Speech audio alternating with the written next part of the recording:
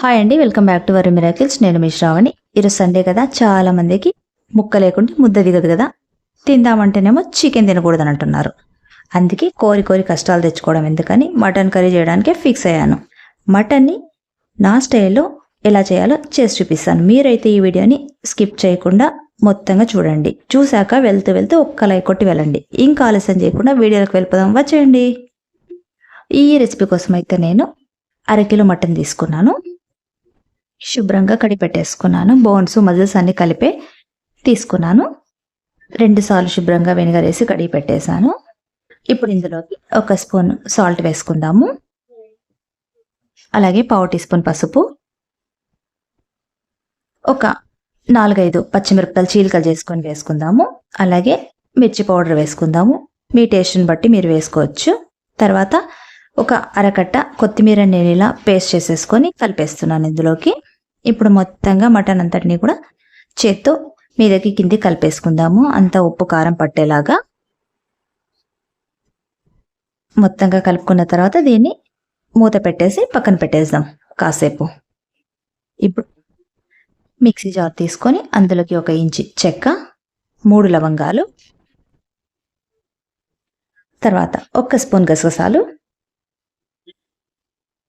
ఒక సగం చిప్ప ఎండు కొబ్బరి, తర్వాత 1 స్పూను తెల్ల నువ్వులు, అలాగే 3 స్పూన్లు వేయించుకున్న ధనియాలు. ఇవన్నీ మొత్తంగా మెత్తని పేస్ట్ చేసుకొని పక్కన పెట్టేసుకుందాం వీటిని. ఇప్పుడు స్టవ్ పైన కుక్కర్ పెట్టుకొని అందులో కూడా 3 స్పూన్ల ఆయిల్ వేసుకుందాం. నేను పల్లి ఆయిల్ వేసుకున్నాను. ఇప్పుడు ఇందులోకి కొంచెం ఉల్లిపాయ ముక్కలు, అలాగే పెద్ద సైజు ఉల్లిపాయని ఇలా పేస్ట్ చేసి పెట్టుకున్నాను, అదే వేసి కొంచెం కలుపుకుందాము గోల్డెన్ బ్రౌన్ వచ్చేదాకా. ఇప్పుడు ఇందులోకి అలాగే 1 స్పూను అల్లం వెల్లుల్లి పేస్ట్ వేసుకుందాము. ఫ్రెష్గా వేసుకుంటే బాగుంటుంది ఫ్లేవరు. మొత్తంగా కలుపుకుందాము కదా. ఇది కూడా కొంచెం పచ్చి వాసన పోయేదాకా కూడా వేయించుకోవాలి.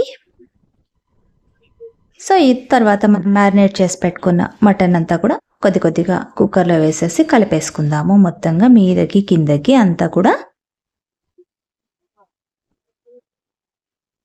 వాటర్ వేయకూడదు. వాటర్ వేయకుండానే మీడియం ఫ్లేమ్ మీద అలాగే కొంచెం ఫ్రై చేసుకున్నట్టయితే మటన్లో ఉన్న వాటర్ అంతా కూడా బయటకు వస్తాయి.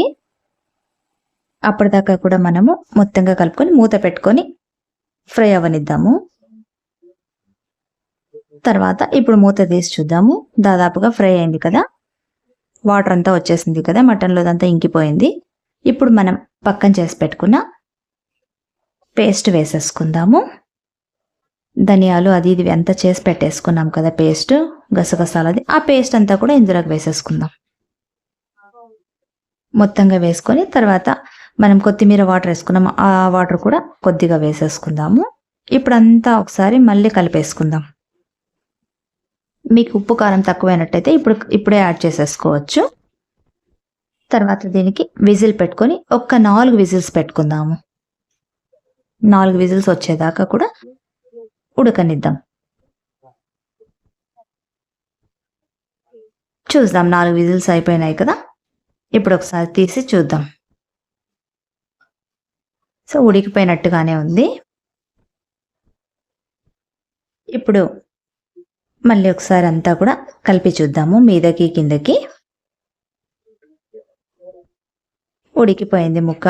మీకు ఒకవేళ ఉడికిందో లేదో అన్న డౌట్ ఉంటే ఒకసారి ముక్కని ఇలా నలిపి చూసినట్టయితే మనకు ఉడికిందో లేదో అర్థమైపోతుంది. ఇప్పుడు చివరిగా దీంట్లోకి సన్నగా కట్ చేసుకున్న కొత్తిమీరని వేసేసి దించేసుకోవడం, ప్లేట్లోకి సర్వ్ చేసుకోవడం, అంతే. ఈ వీడియో మీకు నచ్చినట్టయితే లైక్ చేయండి, షేర్ చేయండి, సబ్స్క్రైబ్ చేసుకోండి. మళ్ళీ ఇంకొక వీడియోతో మళ్ళీ మీ ముందుంటా. Until then bye.